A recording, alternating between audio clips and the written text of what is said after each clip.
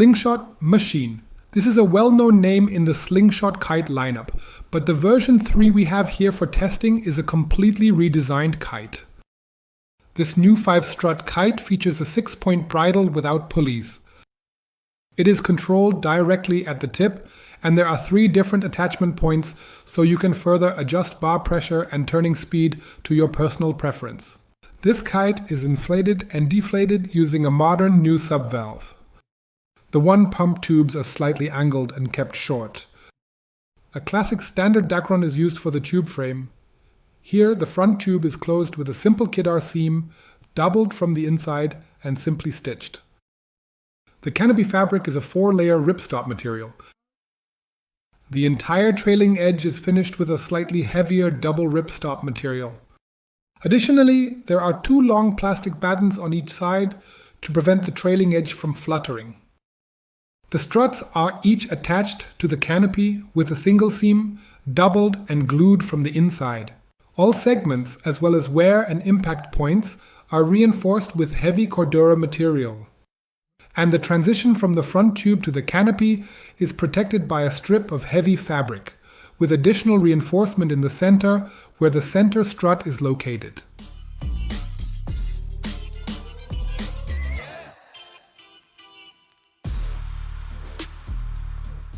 The new Machine V3 is by no means as elongated as the previous V2 model. This is a modern 5-strut freeride high-performance kite. It features a very nice, consistently high base pull. The kite is powered up very early and evenly, which gives it excellent planing ability, even when compared to more expensive classes such as SLS or Alula variants. The bar forces, that is both the holding and steering forces, are in the medium range here, and they increase steadily but gently.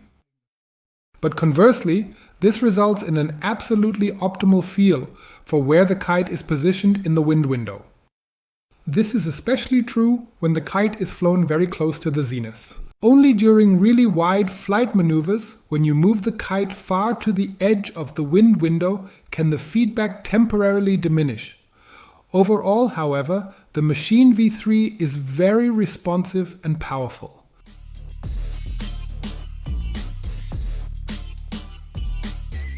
When it comes to riding upwind, you definitely won't have any problems with this kite, even heavier riders or those who usually struggle with it, because the machine pulls far out to the edge of the wind window and maintains its full power there, without the kite needing to be corrected in any way.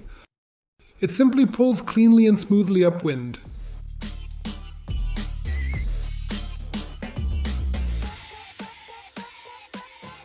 In terms of power delivery, it behaves exactly as its overall powerful character suggests.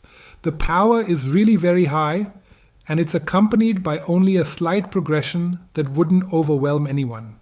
Especially when it comes to jumping, which is of course often important, it's almost always enough to move the kite from 11 to just before 12 o'clock. So you don't really have to move it much within the wind window to get maximum performance here. In line with its concept, the flight speed is set in the medium range. Slingshot calls the Machine V3 an old-school boost kite. We can definitely agree with that from our side. And that's also how its flight characteristics are designed. The flight arcs range from medium to wide turns, and all of this comes with a medium flight speed.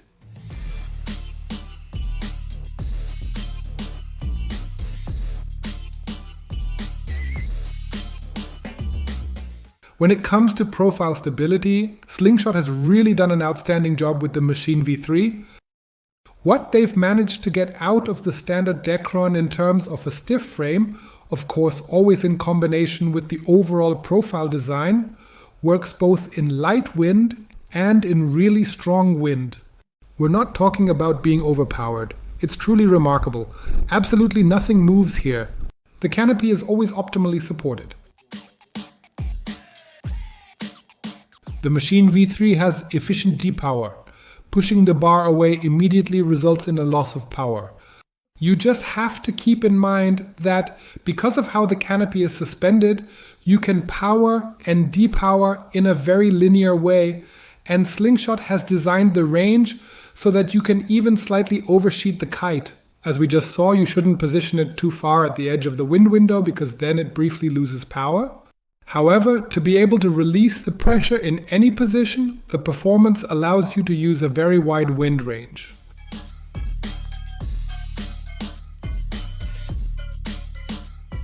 The safety system from Slingshot activates at 6 kg with a load of 120 kg. Thanks to the click-in system, everything is easy and quick to reassemble and doesn't require much attention. Because the frame here is very stiff, relaunching by pulling and holding a steering line is done quickly at around 10 knots.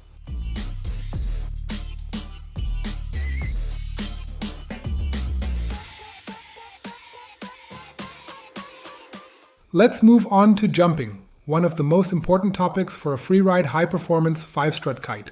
Even Slingshot themselves described the Machine V3 as an old-school boost kite, and that's actually a fair assessment. Compared to the V2 version, the Machine V3 has a lower aspect ratio, meaning a lower AR. At first glance, it looks a bit more like the code, just as a 5-strutter. But it still differs quite significantly from the in-house model. Here we have a kite that's designed for effortless jumping, so a kite with sheet and go, or as one of our testers put it, sheet and float probably describes it best. This kite, the Machine V3, is incredibly easy and light to jump with, mainly because the depower really works like a throttle. You can control the amount of power you want to release in a very linear and smooth way by slowly pulling in the bar. Of course, as the concept requires, you should always maintain tension at the pressure point. If you let go of it, you might lose the feel or steering responsiveness of the Machine V3, or it just might not feel as good anymore. That was also a brief point for us at the beginning of testing, since we have a lot of kites that need to be actively flown and that unleash their performance through high flight speed. During this period, we also tested the new Evo D-Lab 1-on-1. These are two completely different worlds. The Machine V3 is one of the easiest models to handle when jumping, because the kite sits very far forward at the edge of the wind window. It requires little to no support from the board edge for jumping, but can already produce almost the maximum possible performance in this area, especially with this material combination, just through sheet and go. And even in a wind range with a 12 square meter kite compared to the Evo we just discussed, and at 22 to 25 knots with a 12 square meter kite, we simply achieved greater jump heights with the machine. And if you consider that 80 to 85% of all kite surfers jump more using sheet and go than by actively flying the kite in the air to achieve maximum hang time or jump height, then this is truly an outstanding feature. Of course, there are some inherent drawbacks when compared to those significantly faster flying kite models that primarily generate their performance through flight speed and turning radii. Here, all of that is entirely possible within a very well-controlled and precise range. It's absolutely important to make sure you always keep the bar evenly positioned at the exact pressure point, but after just 1 or 2 dedicated training sessions, you will undoubtedly get completely used to it right away. With this kite model, you can enjoy long flight phases in a very relaxed way, of course, depending on your own riding skills, and there's also plenty of time for board-offs. So naturally, the question arises, which kite on the market can this model actually be best compared to? Because it's not a code from Slingshot, it's not an Evo D-Lab, and it's definitely not a Thrive, since all of those are much faster. But if we compare it to a Core XR, then we're on the right track and in the right direction. That's what this kite aims to do, and what it actually does very well. Compared to that, it's a bit gruntier, meaning it delivers a bit more punch here and there, but still remains well within the range of what's easy to control. That's partly because it's set up on a 6-point bridle without pulleys, whereas a Core XR feels a bit more linear on the bar since it has more pulleys in the bridle. However, these are comparison points that really come down to personal preference and can't be objectively rated in this case. But if you compare the performance potential, in both cases we're talking about an extremely high level. In really good, consistent wind conditions, it was much easier to tap into the full performance potential here than with an Evo D-Lab, which constantly and aggressively wants to be ridden right on the very edge of its capabilities. None of that is truly necessary here. No greater or more advanced skill is genuinely required. It's just instantly and incredibly fun.